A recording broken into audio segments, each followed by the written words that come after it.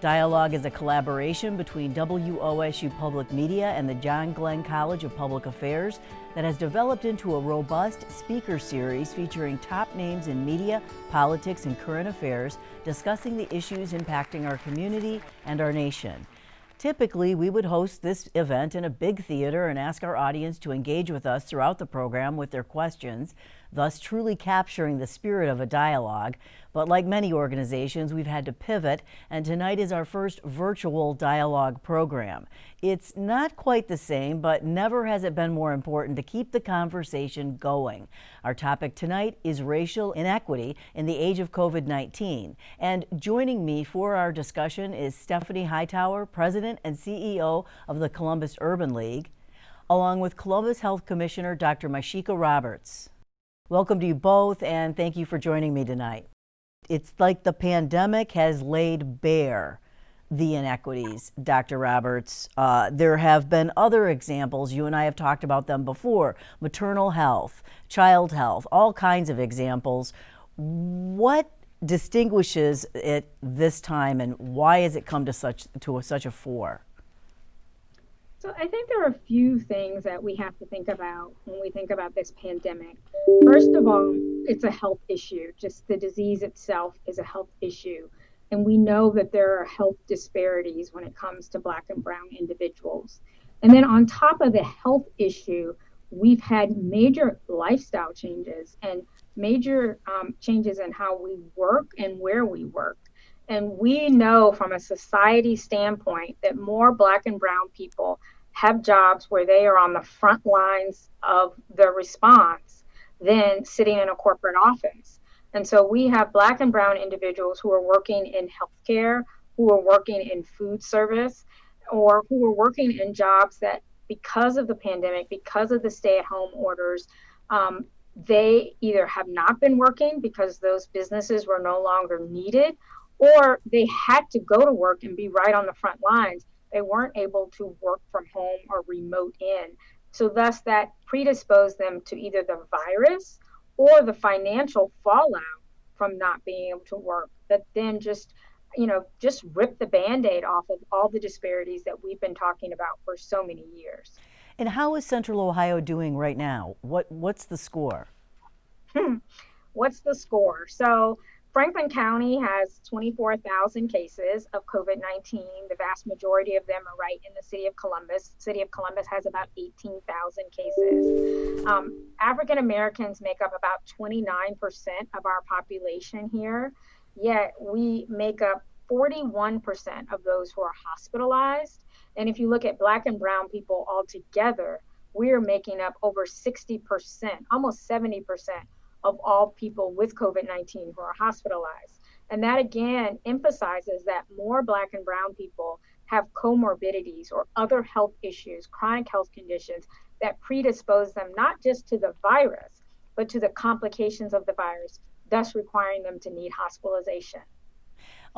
Stephanie Hightower, it's as if, because of that, the jobs and the kinds of jobs that people of color tend to be doing, they tend to be at the forefront of these jobs that are necessary. They're exposed more. What has it done to the community? What is the Urban League seeing in terms of the impact on the community from this? Well, and thanks, Ann, for having me on tonight with Dr. Roberts, because I get to learn something every time I'm on with her. We've been doing this dog and pony show for about 4 months now. But those numbers continue to be very staggering. Well, one of the things that we say at the Urban League and in the Urban League movement is that usually Black people or people of color are the last ones hired and the first ones fired. And so what we have seen that as the furloughs began, as downsizing started to happen in companies, as those small businesses and other businesses had to close their doors, those usually were people of color who were on the lower end of the spectrum who were let go. And those people now have significant issues as it relates to housing, maintaining and stabilizing their housing. food insecurity, which already existed in the urban communities or where most Black people live, or the majority of Black people in the urban city lives. And so then you also have, as you pointed out, those workers who are those workers in the hospital. I've been spending the last 2 weeks in a hospital setting because of a loved one in ICU, and all of the people that you see, the food service workers, the maintenance workers, the people who are doing the the low-end jobs, all of those are people of color. They're Somali people, they're African American people. And so, yes, those people are going to be more susceptible and be to exposure, being in the hospital setting. A lot of times, those people, it's multi-generational people that are living in those households, and so they do not have the luxury of being able to go in quarantine without having an adverse impact on other family members. And so, what this cycle is actually doing, and is just keeps perpetuating itself. When you cannot get a test in time, you cannot go back to your job if in fact someone in your household or you may have been exposed. And so then those jobs are then lost by those individuals. And so it really has become a very vicious cycle, especially in the workplace for those individuals of color who are coming in from those low wage jobs. It's not that people of color, Dr. Roberts, are somehow more prone to get it. It's the circumstances of their lives that is the situation here. That's just the plain fact of the matter, right? That's correct. Yeah, African Americans or people of color are not more susceptible to actually getting this particular virus. This virus attacks everyone, but those in the minority community or the African American community might not have some of the same resources as others to protect themselves. As Ms. Hightower mentioned, many of these are living in multi-generational households. So when we tell people, if you're sick, isolate yourself in your home by using one bedroom, one bathroom. Well, we've got many families in our community where there are, sometimes 6 to 8 people living in one household, sometimes with only one bathroom. And so that makes it more of a challenge for the sick individual to appropriately isolate themselves. So those are the type of living conditions that put them in situations that make them more susceptible to exposure versus someone who, lives in a house and there's a bathroom for every person in the house. They're blessed in that manner. So those are just some of the situations. And then there's clearly a lot of myths out there. I think we have made some good progress in dispelling some of the myths, but there were some myths out there early on that, people of color couldn't get this virus or wouldn't get this virus that we had to dispel. And this virus does not discriminate. It does not discriminate by age. It does not discriminate by gender. And it definitely does not discriminate by color. Everyone is susceptible to this virus, but there are definitely things we can all do, no matter what color you are, to prevent the virus. And Stephanie Hightower, before we go to some questions from the audience, I wanted to ask you about, there's talk that you may be able to get reinfected as early as 3 months after having the virus now. So this could become a very harsh cycle to contend with going forward. And I'm wondering, where does an organization like the Urban League come in when it comes to having talks about public policy on this score? So, you're absolutely right. This could go on and on and on. And so we are on the front lines right now in those conversations, talking about public policy on the National Urban League level, trying to figure out, what we need to do as it relates to the health inequities that already exist, the housing inequities that already exist. We know that those individuals who are incarcerated right now are a lot more susceptible to COVID-19. And then when they are released, they then don't have adequate housing, or they end up in a house somewhere where they are reinfecting, or they are infecting individuals. And so the Urban League has been around, the Columbus Urban League in particular, for 102 years. And this virus has really helped us to become reacquainted with our community, because we know housing is a thing that we need to be concentrating on. We know that workforce and jobs and economic development is an important piece. Small businesses right now come to us because we are helping them get the PPP dollars as well as grants and loans for them to be able to maintain their businesses. And so that's what the Columbus Urban League has always been about. We are a social justice, civil rights organization. And so those policies right now that we're looking at as it relates to housing, as it relates to health disparities, those are the things that the National Urban League, which has an office in Washington, we are beginning to drill down even deeper. We've been drilling down. People just didn't realize, because we didn't have the social justice movement as powerful as it is right now. Now we have people that are talking about health disparities and having those dialogues. Now we're having people talk about the racial disparities, the economic development disparities that are going on in our community. And now we have other forces that are joining with us to be able to have conversations about how we can begin to deal with a lot of this, the issues.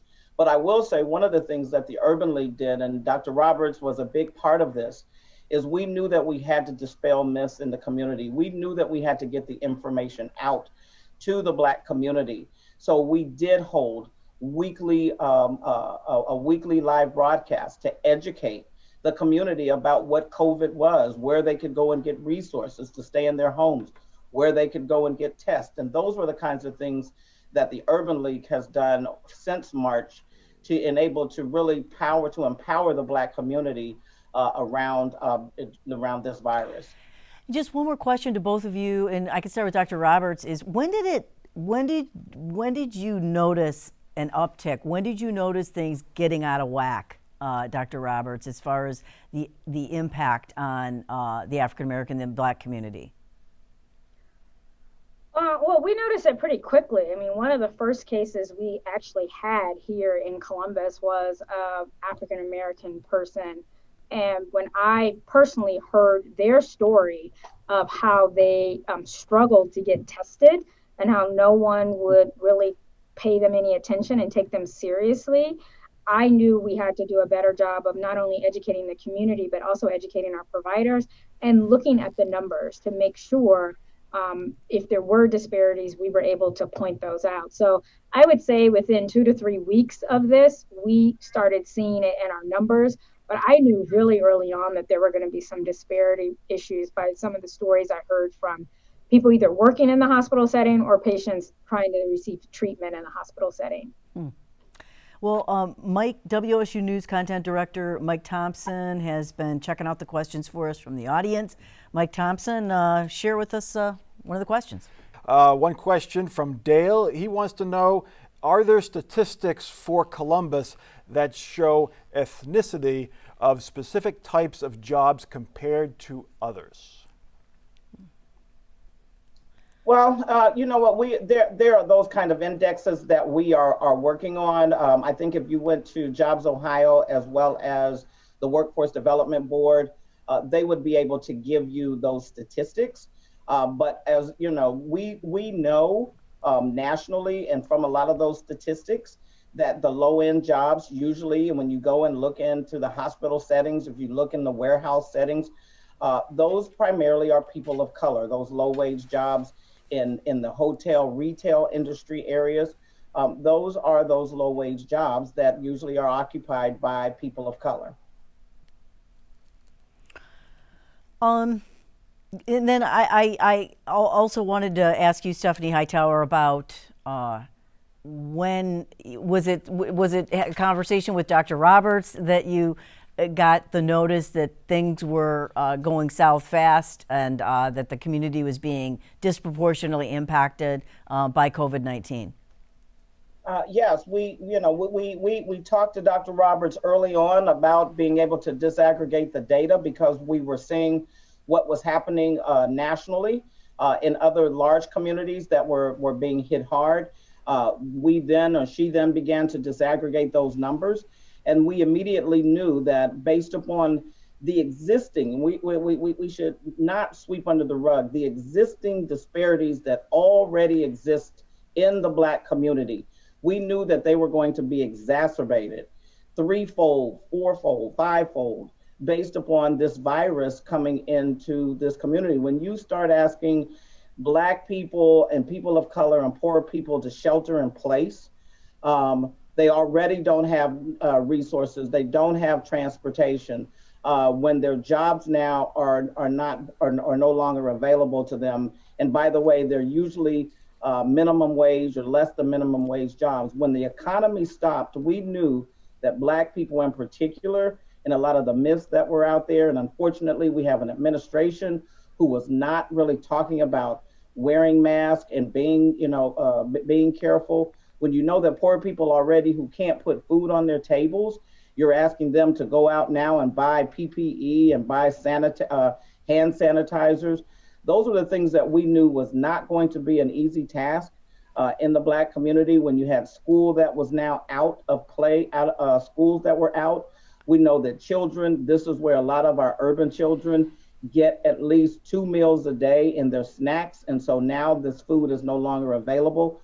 We knew that it was going to hit the Black community very, very hard. And so we were trying to be as proactive as we could to put a coalition of people in place to begin to address those issues specifically related to the Black community. You know, communities around the country really started to talk about this issue of racism as a public health crisis just in the past year or two. Dr. Roberts, you and I have talked about it before COVID-19, and this has just illustrated in a way, in a horrible way, what the problem is, right?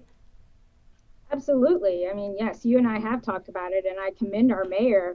You know, back in February at the State of the City, he declared racism as a public health issue and charged me and my department for coming up with some recommendations for him and for our city to help overcome that and address those issues. And this was before the pandemic. And the pandemic has just really brought more and more attention to racism as a public health issue to our community at large. And of course, it wasn't just the pandemic. I mean, there was so much civil unrest. There was the unnecessary death of an African-American man in Minneapolis that really started to stir the pot as well. So there were a lot of issues that came to the forefront, but racism is a public health issue. If you are treated differently, if your housing is different, if your education is different, if your availability for jobs is different, and your access to healthcare is different because of your color of your skin or because of how someone treats you because of your color of skin, racism becomes a public health issue. And it goes back so much farther than that, though. I think the history of the relationship between the Black community in the United States, the African American community, and the healthcare community is fraught with horrible stories and hard lessons that had to be learned and now have to be unlearned. Absolutely. Definitely. I mean, you can go back years and years, hundreds of years, and look at the history. And then there's also the issue that many African Americans have with relating to their providers. There are not nearly enough providers of color out there to even touch the number of African Americans or people of color in our community. I believe, if I'm not mistaken, the statistics are less than 10% of physicians are African American. Mm-hmm. Yet we make up about 30% of the population in this nation. And so when people of color go to see a provider who doesn't understand how we eat and some of the cultural nuances of our behavior, it makes it really challenging for that provider to provide some really basic health information of what that individual can do to change their diet or change their activities to lose those 20 pounds or 30 pounds that they need to lose.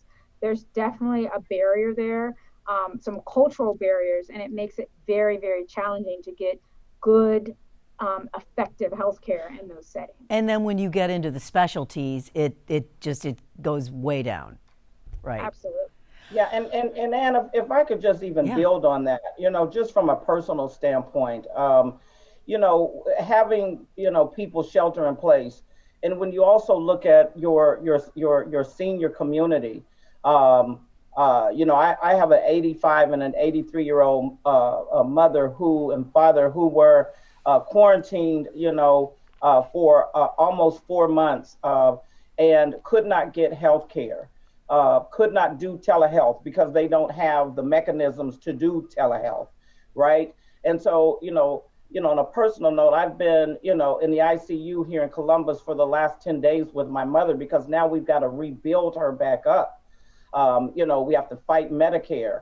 And I'm fighting, as someone who can try and, navigate a system. But imagine if you're an African American who doesn't have the ability to navigate or to have someone to be an advocate for you. It just continues to exacerbate this, or you don't know how to use telehealth. And then, as Dr. Roberts said, and then you don't have providers that look like us. And then you're now talking about a vaccine, and you look at historical issues such as the Tuskegee Airmen and what happened then and when all the poisoning. So, are you going to have Black folks that are going to be out there being a part of the what do you call them, Dr. Roberts, the clinical trials? No, nobody's going to do the trials because we're going to be afraid of that. So you're right. There's a long history, unfortunately, in the healthcare community where our community, we just don't trust our healthcare providers. Let's go to another question from the audience. Mike Thompson. Add a question that goes along the lines of the relationship between patients and their doctors. Nellie asks, what specific aspects of medical racism, that is, dismissing complaints of African American women as, quote, overreacting, have you seen as particularly prominent in the COVID-19 pandemic? Early on in our pandemic here in Columbus, we had a case who shared with me that they had to beg the healthcare providers in the ER they went to test them. Despite the fact that this person had traveled abroad, they had many of the risk factors that we were looking at back in March. They had to beg, and I literally mean beg, their healthcare providers in the ER to test them. And finally, the healthcare providers agreed to test them, and they turned out positive, and they had to be hospitalized. I don't know if that would have happened to a Caucasian person who had the same exposure. We assumed that it was because it was an African American person. The person had insurance, so that wasn't an issue about who's going to pay for this. So those are some of the examples I hear. And then some of the other examples I hear that Ms. Hightower and I have already alluded to is multi-generation households where we've had cases. We've had one case in a household of 8, and maybe there's only one bathroom. And the household was not given proper education by the healthcare provider of what they could do in their house to appropriately isolate and then quarantine those who were well. It wasn't until public health got the case and interviewed the case like we do for every case and said, how are you isolating yourself? And they said, well, we're just trying our best. And we provided some very factual guidelines that you can do. It is not ideal, but it is possible to isolate appropriately in a household with others when there's only one bathroom. There's a way to do it, and we tell people how to do it when they need that. Dr. Roberts and Stephanie Hightower, we've talked about, particularly with maternal health issues, and how women often, Black women often are turned away. They complain about something that's like, no, you're exaggerating, or whatever it might be. And, when you're describing that person who begged to be tested, that just reminds me of other stories you've told me about women who have said, no, I think there's something wrong. And I'm wondering, and Stephanie, chime in, of course, is there a factor here where education, not just of the healthcare community, but of the Black community about how to advocate for themselves and how to speak the language, so to speak? And I'll say this. I think that's, I'm not going to say it's an unfair question, but I will say this. All of us have different life experiences, especially depending upon your socioeconomic background, what neighborhood you live in, how much education you have.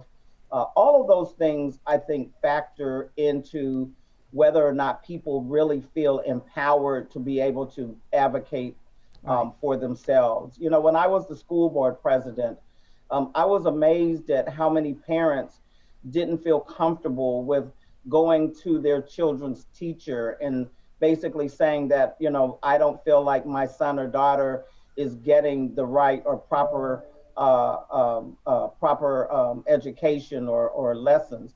And part of that is because the way systemic racism has permeated in our country, that people of color don't matter, that their issues don't matter, and in particular, Black women.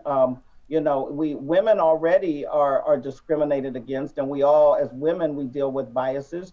And then you look at the fact that, then you add on color on top of it with racism, and then you have it's twofold. I mean, think about the fact that, last month in August, we celebrated 100 years of women's suffrage, but Black women were not able to vote until 1957. When you look at the fact that you have, for the first time ever, a African American woman, or she's a biracial woman, or she's of African descent, who is going to be possibly our next vice president, and what the negatives that come out about her being a Black woman, and what Black women, what we have to endure. When you look at, the negative and connotations that were associated with First Lady Michelle Obama, this is what systemic racism is all about. And until we start having the kinds of dialogues in our community, it doesn't matter about people being able to advocate for themselves. It's about when they step up to the plate, or when they go to the doctor, when they go into the ERs, that there's a level of respect that they deserve, just like any white woman or white man or white girl would deserve. Then those Black people, and especially Black women, deserve that same level of respect. Yeah, and I guess the way that came across is victim blaming, right? A little bit. Yeah, I get that, and I wouldn't want to do that. But I'm wondering, Dr. Roberts, yeah, and you and Stephanie Hightower talked about earlier about how you had to dispel myths and that kind of a thing. And I'm thinking along those lines of teaching, not maybe the way I came across that. I didn't mean to do that, but yeah, I mean, there's a power structure in this country, and it's seen most starkly in racial terms. And there's a power play every time you walk into a doctor's office. It doesn't matter. How does systemic racism in other areas of our life affect things that affect our health? Dr. Roberts? So I would say, we call it systemic racism. Some people call it implicit bias. You can call it a number of different things. But when you feel like you always have to prove yourself, whether you're shopping in a store, whether it's a grocery store or whether it's Nordstrom, that you have to be mindful of your behavior and your actions so someone doesn't assume you're doing something you're not supposed to be doing. That's stress, and that stress has an impact on your health. Mm-hmm. When you go to find housing and you can afford to pay for an apartment in a nice neighborhood, but the people owning the property choose to pick someone that doesn't look like you instead of you, that's affected not only your safety at your home, but also potentially where your kids will be educated, because you weren't chosen to live in that apartment or that house in that neighborhood where your kids could have had a good quality of life and had access to great schools. Then that affects their health because it affects their education and their safety. So there's a number of different ways that systemic racism, discrimination affects someone's health that is not directly health related, but can have indirect impacts on their health.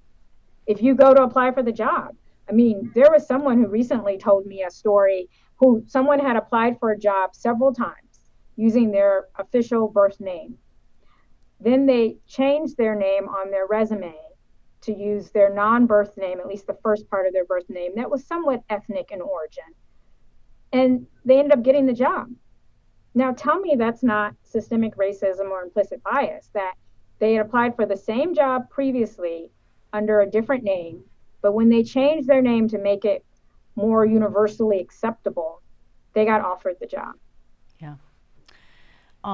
Stephanie Hightower, you mentioned your former role as president of the Columbus City Schools Board of Education, And you got to be thinking about the kids that are, just in general, that aren't going to school. And you mentioned earlier, are not getting those 2 meals a day. Even if they're providing meals at the schools, it's unclear how parents are getting them to their kids and that kind of a thing. What are your concerns, Stephanie, about the kids out there?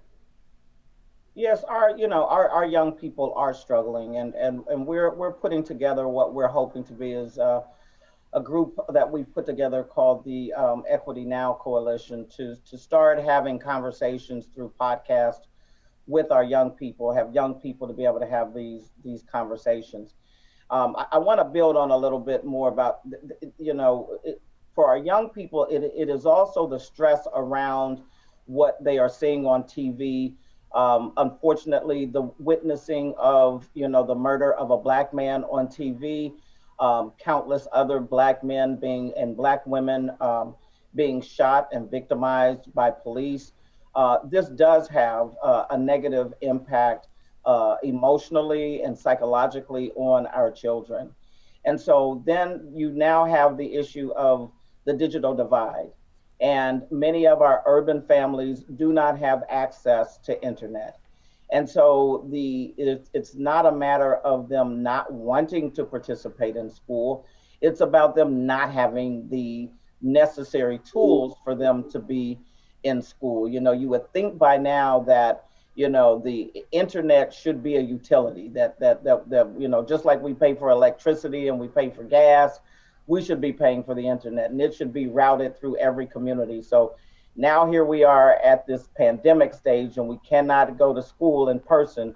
And so our young people are being deprived of their education. And we know that a lot of, especially lower income families and kids in the urban school that are already struggling educational wise, this is going to put them further and further behind in their educational needs. And so, yes, there's a stress level there, not only for the students, but also for their parents, because parents now feel inadequate. So when you start adding up all of these stressors, for those of us who have Black boys, we have to have different conversations with our boys about when they get in a car, and if you get stopped by a police officer and put your hands up. That's stressful. That's stressful for me, not, when my son first started driving at 16, that I had to sleep and stay up all night and wait for him to come in because I was worried about whether or not if he got stopped, would he be killed.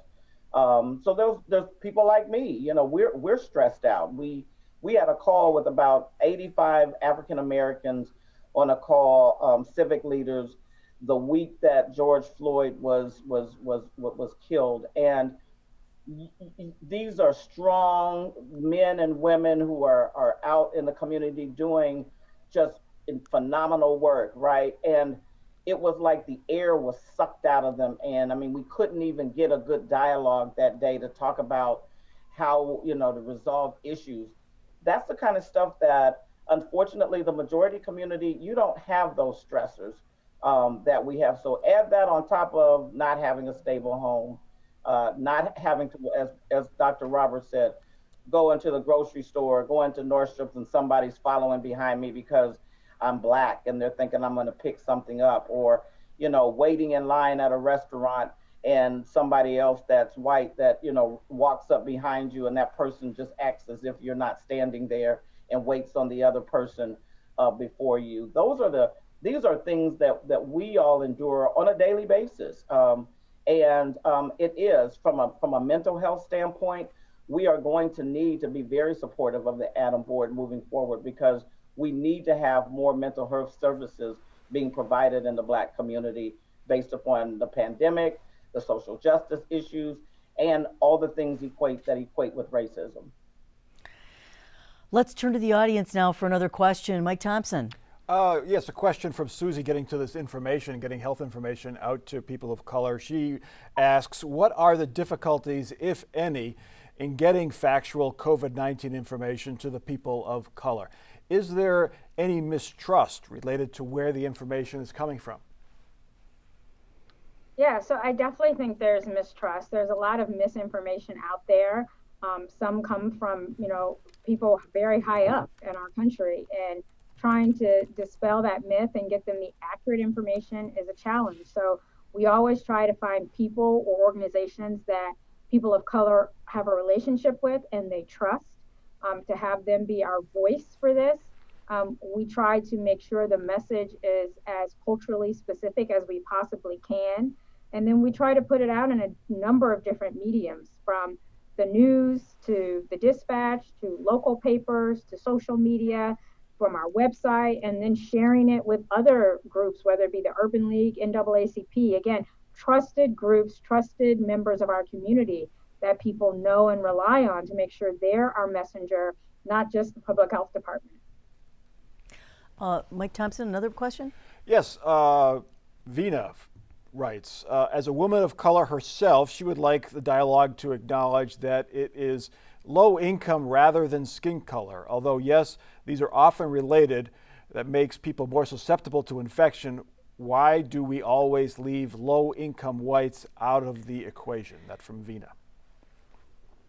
Well, I will say this: we do not leave out low-income whites, because the Columbus Urban League, we are unapologetic about saying that we serve Black people, but we also serve those that are disenfranchised, and disadvantaged. So if you come to the Urban League, it doesn't matter if you fit into those categories. We will serve you, and we do. I will say in our work, we are not talking of, we don't disenfranchise low-income white folks. But I will say this: at this stage where we're at in Columbus, we're talking about Black people who have been even further disenfranchised. And just recently, we were a part of a talk from an author by the name of Robin DiAngelo, had a live conversation here in Columbus. She's written a book about called White Fragility. And what she does is she talks about the fact that even though she was white and poor, she was still able to use her whiteness to get to have an advantage over other poor Black people.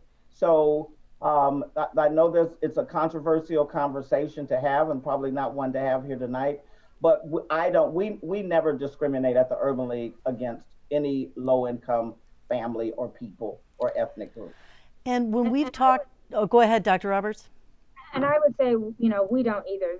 The purpose of this call tonight was to talk about the disparities. So clearly we're talking about the racial disparities, but there's also income disparities. And, as Ms. Hightower already mentioned, we talked about the digital divide. That digital divide can be anyone. You don't have to be a person of color. You're low income. You don't have access to the internet. And that's some of the things that I've done here at the health department during this pandemic. Perfect example of that is testing. Early on, I knew it was very hard for people to get tested. Some of that had to do with our resources. We just didn't have a lot of resources in this country, nor in Ohio, to test a lot of people.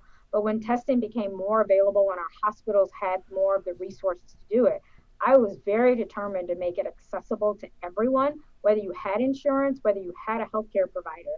And I worked with our adult hospital systems to provide testing right here at Columbus Public Health in our front driveway. So no matter whether you had insurance, whether you had a healthcare provider, whether you had resources, or whatever color you were, you could get tested for COVID-19 here in our community. Going back to that question, though, again, conversations I've had with you, Dr. Roberts, and take the maternal mortality rates. That doesn't have that much to do with economics. It has a lot more to do with race. It does. When we look at infant mortality as well as maternal mortality. Infant mortality, right. When we look at both those factors here in Ohio, but specifically here in Columbus and Franklin County, we know that a poor white woman has the same, let me take this back.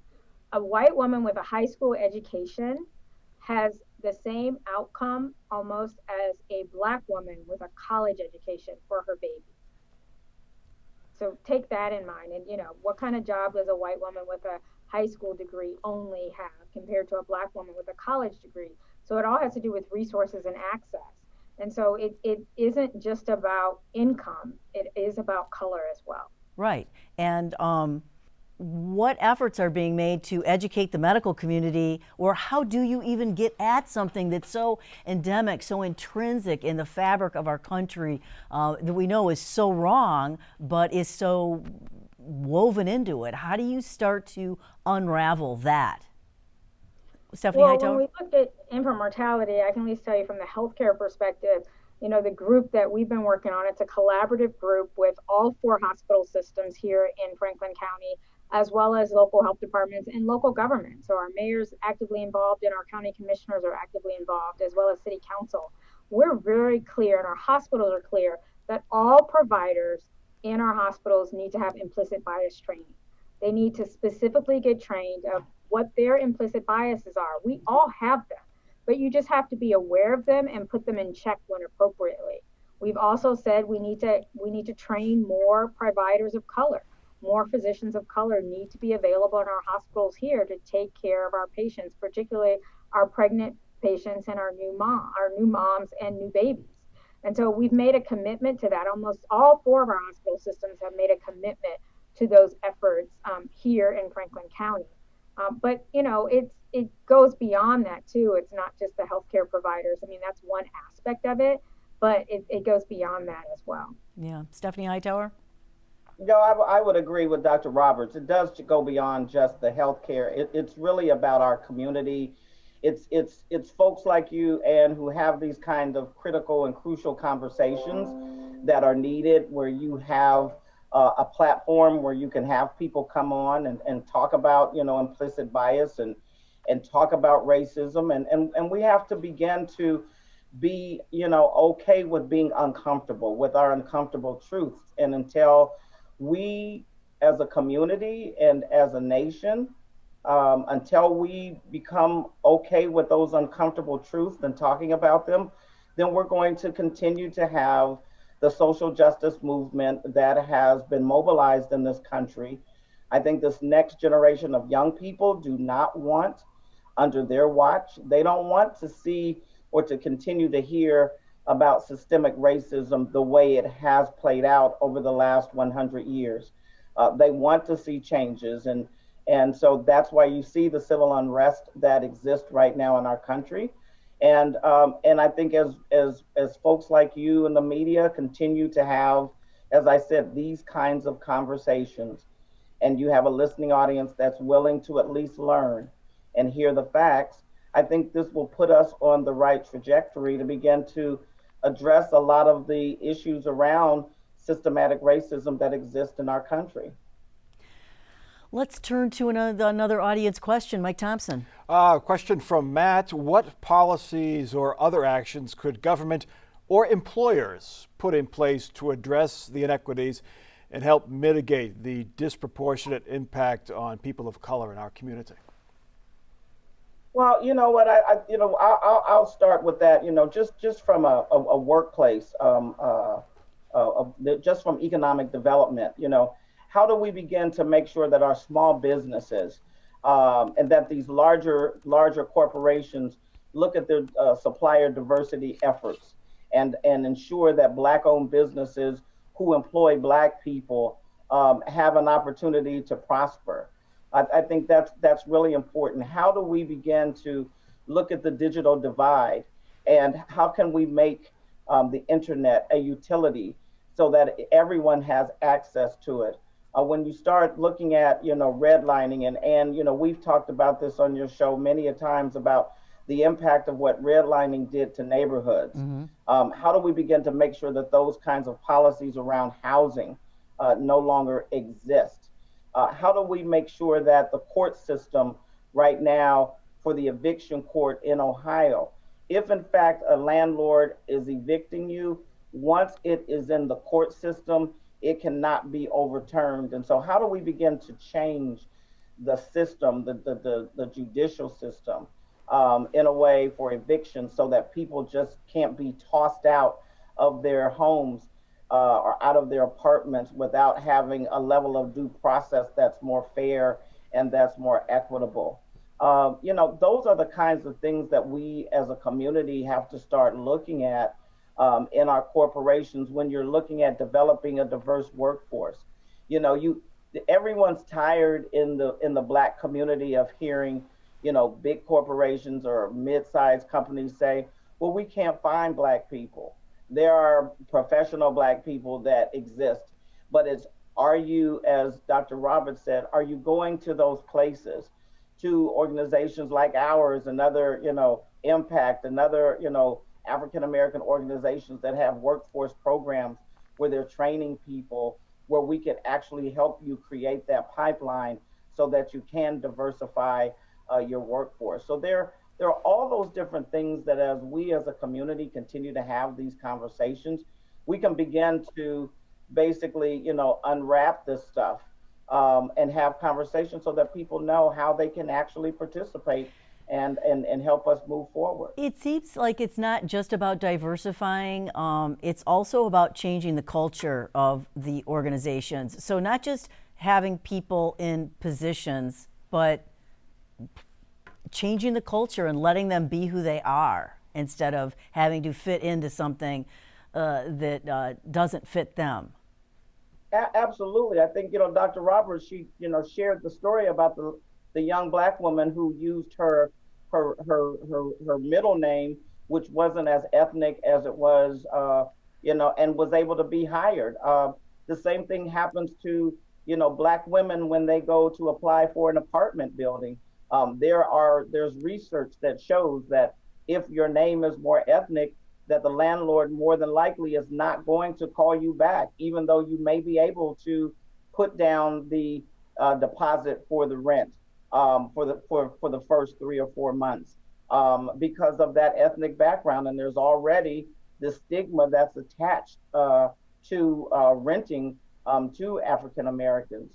I mean, there's just, you can talk about so much around systemic racism when you look at the criminal justice system. Mm-hmm. And now we have in this country, marijuana has been legalized, but when you look at the number of African American men who are in prisons right now, for selling marijuana or selling weed, what are we going to go back and let all these people out now because it's been legalized? I know I'm being facetious here, but there's just so many things that we could continue to just unwrap and unwrap and unwrap, but it has to be done in a way where everybody's at the table and everybody wants to really truly be a part of an authentic conversation about how to fix it, Ann. And Mashika Roberts, all of this stuff that we're talking about now and all these stressors, I mean, I want to go back to where we were talking about at the beginning. Stress is a real physical condition. It is not, I'm feeling down or I'm stressed out. It's physical. There's a manifestation that affects our health, affects our welfare. Absolutely. Stress produces a lot of hormones in our body that is not good. It's not good for our heart. It's not good for our lungs. It's not good for our kidneys. And so whatever we can do to try to reduce that stress level is what we need to do. And it's one thing to tell, a person, you need to lose 20 pounds, you need to lower your blood pressure, you should start exercising. But try telling that to a mom of 2 kids. She's, the only parent who's involved. She's working 2 jobs just to pay the bills. And try telling her she needs to reduce her stress, or try telling her she needs to find time to walk. I mean, that's just, it's a recipe that she's not going to be able to follow. And so that's, again, where we have to be realistic with our patients when we talk to them about what they can do to help their own health. And this pandemic, we've seen so many things. I mean, obviously, it's unveiled a lot about our disparities, but it's also increased mental health issues. It's increased overdose and drug usage. So this pandemic has really unveiled a lot of, dirty secrets, I guess I would say, about our society that many people try to sweep under the rug. But there's no rug to sweep under at this point. The pandemic has just pulled the Band-Aid, pulled the rug up. Let's go back to some questions from our audience. Mike Thompson. And our most popular question so far shows that our audience wants to help. An anonymous questioner says, what can we do as individuals to help support the community? Where can we go to find information to educate ourselves? You know what? This is a question, and I really do appreciate sincerely that people do want to help. And so, one of the things that I would strongly recommend for those people who do want to help is to go and have an uncomfortable conversation with somebody that you probably would have never thought to have a conversation with, because I think if you can do that, then you can begin to sort of unpack a lot of why people are where they're at.